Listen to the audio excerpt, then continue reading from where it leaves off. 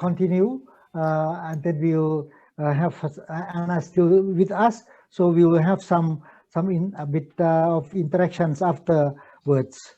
At the moment, we are very happy to be joined by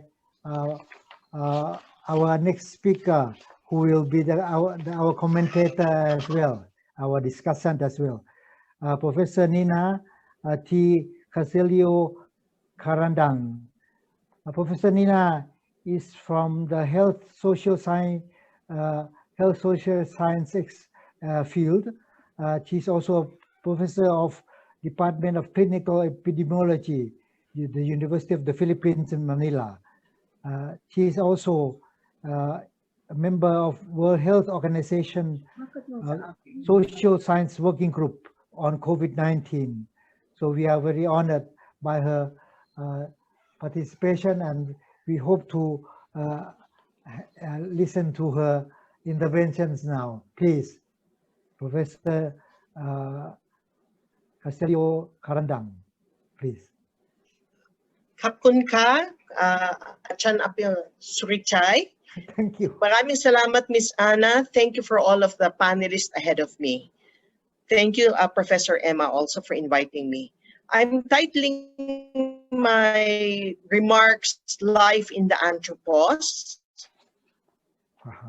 Can you already see my slides? Okay, yes, thank you. Yes. The term anthropause means the considerable global slowing of modern human activities, notably travel. This was proposed by Roots et al. 2020. And they say, and I quote, society's priority must be to tackle the immense human tragedy and hardship caused by COVID-19.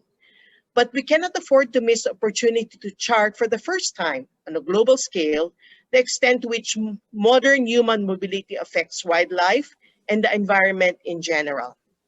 Respite can help natural systems recover without the usual human intervention. So they're looking at the post-anthropause world, and we may discover that relatively minor changes to our lifestyles can potentially have major benefits for ecosystems and humans. On the other hand, you have the phenomena of plant thieves scouring forests to satisfy foliage-starved Filipinos. So this is in response to the phenomena of the plantitos and the plantitas. Let me quote from sociologist Lowell Julia Card, who in 1932 said the following: how a community responds to disaster is determined by its culture, its morale, its leadership, and by the speed, scope, and complexity and violence of the catastrophe itself. Not every windstorm, earth tremor, or rush of water is a catastrophe, so long as the ship rides out the storm, so long as the city resists the earth shocks, so long as the levees hold, there is no disaster. It is the collapse of the cultural protections that constitutes the disaster proper. The deaths, injuries, and other losses that follow this collapse are integral parts of the calamity.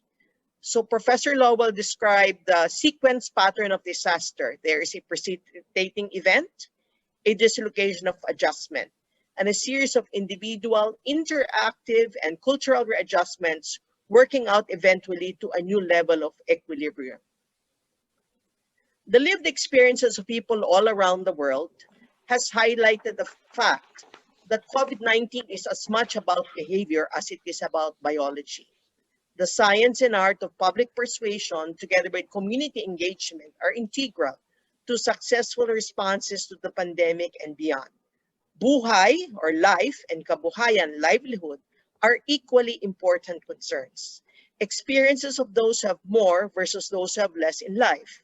They both feel stress, but the sources of stress are different. So we need kalinga, or care, and we also need resilience. Resilience in Filipino is equivalent to katatagan, or your stability or strength, and you have your ability to adapt or may kakayahang umangkop. And I define it also as kagalingan sa kalagitnaan ng pandemya. So kagalingan means excellence in the middle of a pandemic. And for my work on well-being, I define it as a constantly changing process through which Filipinos adapt and thrive and regain a sense of well-being or kagalingan in the face of various challenges and stressors, family, social relationships, health, workplace, and finances. Let me end with this slide from Copland and McPeters of Emory University, where they talk about plagues, public health, and politics.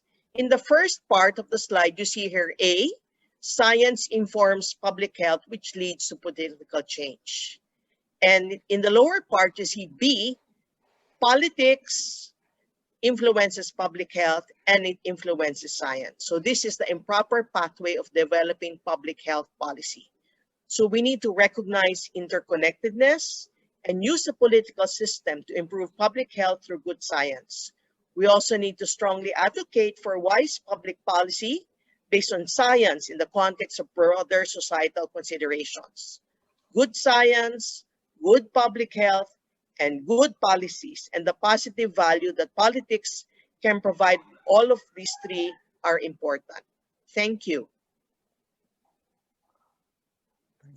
Thank you very much, Professor Castillo-Carandang, for a very focused and very important and eloquent intervention to make us relate to the key messages before us, as well as to reflect on the context where we need really to be more responsive in our vocation to the issues.